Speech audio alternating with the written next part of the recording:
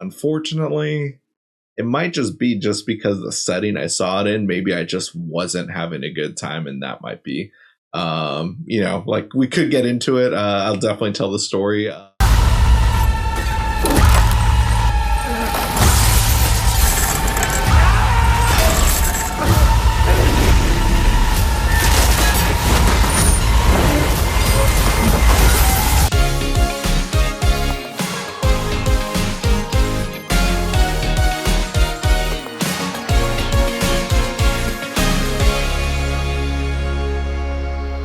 What is up, Drive-By Movies here, and you're watching Fresh Releases. My name is James. My name is Blaise. And today we're checking out the long-awaited sequel to the Final Destination franchise, Final Destination Bloodline. Only by embracing death will it pass you by. Maybe death's not actually coming for our family. Because that would be crazy. Plagued by a recurring violent nightmare, a college student returns home to find the one person who can break the cycle and save her family from the horrific fate that inevitably awaits them. So Final Destination Bloodlines is the fifth film in the franchise. This is a new story. It almost feels like that kind of, I guess it's like a requel almost, or just legacy type sequel. I guess if you're following all the kind of niche horror terms or, franchise film terms, this is what it feels like, at least to me. There's no characters from, any of the other films besides, correct me if I'm wrong. Yeah, I've seen all the Final Destinations, but I don't remember any of these characters from any of the other films, except for, of course, obviously Tony Todd, who's been a recurring force in all of the Final Destination movies, who kind of like almost acts as that like seer character in a way that explains like the logic of the movies to the each iteration of in each cast of each film, essentially.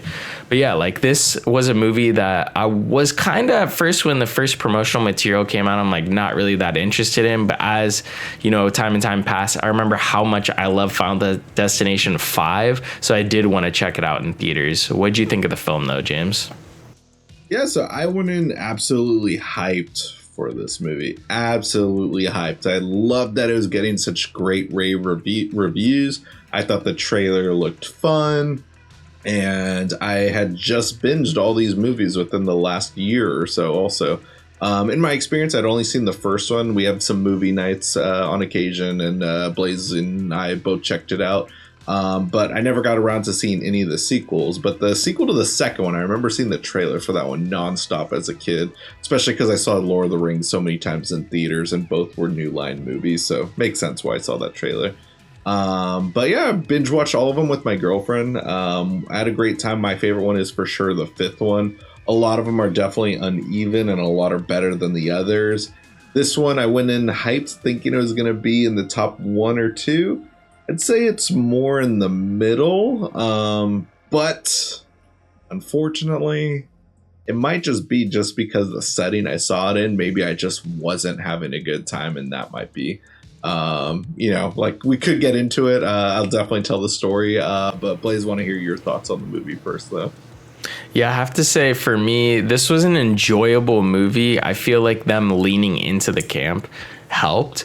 I know Final Destination 1 isn't really campy at all, and I'm not sure really remember two. I feel like 2 and 3 also weren't really as campy as 4 and 5 per se. And I think that that's really what elevates the series when they lean into that camp, because just the concept alone, it is kind of crazy. And it's fun when it's like turns into this, Rube Goldberg experiment of like how to kill somebody, and the red herrings are always fun. So I felt like this film did kind of play into that, but there were aspects of this movie that I feel like kind of dragged it out, especially when it has this 30-minute intro that almost feels like it doesn't really matter, even though it is the whole plot of the movie. But yeah, like I would say that this probably ranks there kind of low. Like for me, I did enjoy watching it, but the experience alone, also, as well as, your experience, I feel like mine wasn't the same, but it wasn't, top tier. So anyways, you want to tell me what happened during your screening? Yeah, sure thing. So yeah, I mean, so this movie isn't bad. I see why so many people are liking it. Just again, the experience wasn't as fun as I was hoping it would be. But the movie's still like quite enjoyable. But we'll get into why I didn't like it. But one of the main factors that I think I just wasn't having it for the screening was I saw it in 4DX again. We brought up in our Alien Romulus review. We brought up in our Twisters reviews, just like, seeing in 4DX what the experience was. I had a blast seeing Twisters. Romulus was fun, but not necessarily like needed, I guess you could say. But this movie, just a lot of people were hyping up. This is the movie that like 4DX was made for. So I was excited. I live in LA. There's only 2, maybe 3 4DX theaters at the top of my knowledge. So got tickets. It was sold out pretty much for the whole weekend, so I had to go to a morning screening. When I say morning, I mean 10:30 a.m. That's a morning screening. Like, the earliest I think I've ever been in the movies is at 9 a.m. But 10:30 in the morning is still pretty early. I was surprised I was craving popcorn. I was just like, it's a little early for popcorn, but I need a snack or something. And they didn't really have like any breakfast things at a movie theater. I guess the closest I could have got was maybe a cookie, but I still went with popcorn. But that's nothing compared to what the people got. And keep in mind, I'm seeing 4DX where the screens move. And it's a sold out screening too. I think the only seats available are maybe just the front row possibly. But other than that, it was pretty much sold out. But get to my seats. The trailers have already started. And there's a big boy right next to where my seat is. By big boy, I mean like, there's a big guy. His arms were on way past onto my seat, basically. There's that little arm barrier there. So I was just like, oh, okay. He scooted over. He was very polite. But he was enjoying some, we'll say, an interesting meal that was a little too early for my liking. There's nachos at movie theaters, and he got hot Cheeto nachos for this screening of Final Destination at 10:30 in the morning. So, get whatever you want, but that is a strong smell to sit next to, because my friend next to me just was carrying the chips right next to his face, so that way, he wouldn't spill all over himself. Good for him, I guess, not trying to make a mess, but just him carrying it so close to his face and being really close to me, just the smell took over all the other 4DX smells. All I could smell the whole movie was nacho cheese. And you might ask, how the whole movie, James? Why wouldn't he finish them and just like that would be the end of it? Well, he did finish those chips before the movie even started, all those nachos. The trailers ended, 30 minutes of trailers or whatever. And by the time the movie starts, he has nowhere to put it because it's 4DX. You can't just put your trash under the seat. Yeah, he could have bent over and put it on the floor in the walkway, but I think he knew better that probably wasn't a good idea because there's cheese sauce everywhere. Doesn't want anyone to step on it. So my homie next to me is just holding on to it the whole movie. So the whole time he's smacking into me during this 4DX screening, and I just smell nacho cheese the whole movie. I was miserable. So I just wasn't having it the whole movie. This is not a way like... that's not how Christopher Nolan would ever enjoy seeing a movie. If I told Christopher Nolan, well, have you ever been to this screening? Maybe we should let movie theaters die. Because the snacks are getting ridiculous, honestly. Like, what are we doing? Like, have some fun snacks, but like, Alamo Drafthouse has put in these crazy ideas to where all these other theaters got to compete. And I'm just like, there's just certain things that just like, there's got to be a fine line to stop at.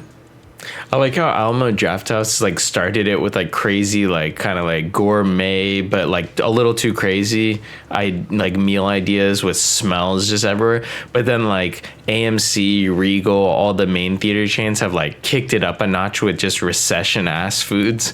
Like it reminds me of the freaking Subway like loaded $5 nachos. That is just like the most recession meal I've ever seen, or depression meal I've ever seen. Where it's like this is just shit you could have made in your fridge, but just throw it all on a plate and then sell it for $5, which is the most insane thing ever. Because if you're making that from just stuff that's in your fridge, it's definitely not worth that much. But I have to say, this is actually, you said Christopher Nolan didn't envision like somebody watching a movie with the smell of nacho cheese from their person next to them the whole movie. But this might be the reality in which Zach Lipivsky and Adam B. Stein wanted you to see this film. I don't really know, but I only know them from actually Steven Spielberg produced series The Lot.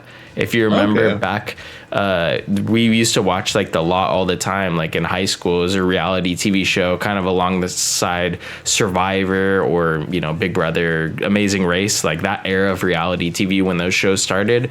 The Lot was a filmmaking version of that show. And these filmmakers would come from around the world and make movies, little short films, you know, each episode, and they would kind of compete, and the worst short film that contestant wouldn't continue on the show. Whatever, I think this was ABC. They kept moving it around, so I never actually finished the show. They would constantly, back in the day when stuff was on network TV, they would just move it around instead of ever cancel it, just so the viewers would drop off, because viewers wouldn't know if they returned, you know, Thursday night, it wouldn't be there, and they wouldn't know that it was on Sunday at 3 p.m. for some reason on the Lord's Day. But yeah, these were two contestants for The Lot, which is kind of cool because back in the day, those are my two favorite contestants from the show. It was the VFX guy, and then the guy who did, I forget what his movies were, but if you saw a picture of him, you'd recognize him. But they teamed up to direct this movie, which I thought it was a really cool throwback finding that out. I'm like, okay, as a fan of The Lot back in the day, it only lasted one season. Like, I recognized both these directors from the show, and it was cool to see them, you know, like finally kind of making it with their feature film. I think they've done other movies, but I don't know if it's been like, you know, in theaters nationwide. So this is like that first kind of big movie for them. And even though I didn't love the movie, like, I do like that they got that opportunity. I did enjoy the movie, other than maybe a couple other versions of Final Destination. But yeah, it was cool to see, you know, that story be told for them as filmmakers. Yeah, I think one thing that they did get right finally, though, like I think the fifth one is the one that finally mastered the campiness, and this one continues with that, which I like. But one thing that they each movie kind of made up its own lore that would get too confusing with me, like the idea of like, you know, adding time to cheat death and stuff. Like, I thought this movie kind of approached that a little bit better than some of the other ones. Like, you know, like there wasn't too much of an exposition dump, but it was kind of what was needed for this movie. So that worked out. One of the things, though, that like also just like kind of took me out within the movie, like not a huge complaint, but just our main family, none of them I could believe for a second were related whatsoever. I was just like, are you kidding me? Like, none of these four family members, this mom, dad, daughter, and son, I was just like, none of y'all are related. Like, it's a movie, of course I don't expect them to be related, but I was like confused who was related in this movie and stuff, like, you know. And I hate to like sound like I don't know, y'all know, but just like, you know, just I wasn't buying it though. Like the chemistry wasn't there, just both literally and figuratively. Yeah. Okay, one note on that. The kind of like, is it a stepmom or a mom? I feel like there was a couple characters that just straight up disappeared from this movie and like never returned. But there was like widow mom in the middle of the movie. I was just like, where did she go, dude? I literally, like, I don't know. I felt like I had an aneurysm because there was a moment where there was some audience members. I said I didn't have a great experience. There were audience members in my theater just talking because I didn't blame them. I've definitely seen Final Destination movies, specifically I will say the third one, where I wasn't paying attention to the screen really, and I was just talking with my friends, like having a good time. And there were audience members in my screen that were doing that. So I'm like, I understand, but I was actually trying to watch this. This was kind of like the movie I was watching around my birthday. I had got a big popcorn, like trying to enjoy myself after a long day at work.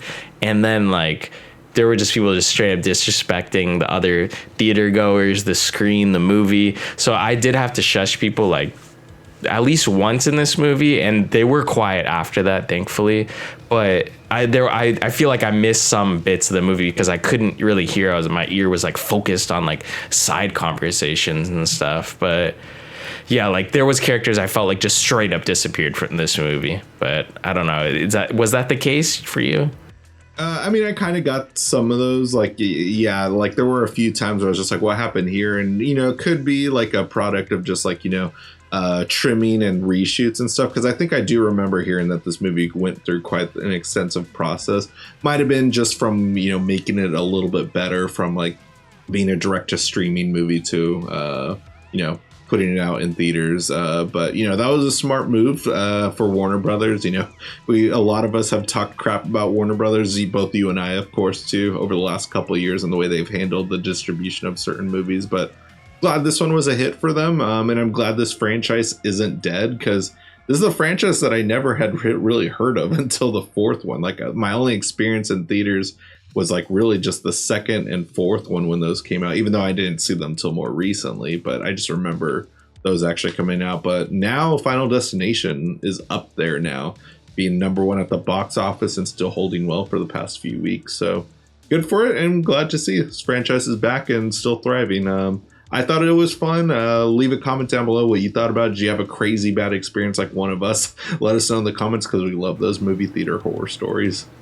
Real quick, how would you rate, just quickly, since you recently watched all the Final Destination movies, what would be your ranking of all the Final Destinations? Yeah, definitely 5 is the best one. 2 is the second best. I would say Bloodlines is probably #3. And then I would say #1 is the 4th best. Then 4? Then, yeah, the Final Destination so I put the first one the 4th best. Okay, and I put #3 with Mary Elizabeth Winstead. I know a lot of people like that one, but I couldn't get into that one. And the worst one by far is the Final Destination. Yeah, which is the 4th film, right? That is the 4th one, yeah. Okay. All right, which confuses everyone, because that one's called The Final Destination. Then a year later, they came out with part 5. I think that's a fair assumption, or like ranking of them. I don't really remember all of them, to be honest. I would probably put the first one a little bit higher, just because it has that whole like 90s kind of vibe to it, especially with Devon Sawa. But I do think it's probably a lesser film when it comes to the franchise as a whole. Yeah, also, you know, the movie's going to be streaming soon, so, you know, when it does, please sure to rent it through Amazon. Affiliate link in our description box below. And also, yeah, you know, we're saying comments on, you know, thoughts on the movie theater experience, but also what you thought about the movie, because that's a great way to help support us. And if you guys haven't already, go ahead and smash the like button, hit the subscribe button, and click that notification bell to get all of our latest updates. And speaking of updates, catch all our social media links down below for Instagram, Twitter, TikTok, and our own personal letterbox accounts. That's it for this week. Tune in next week for a brand new video.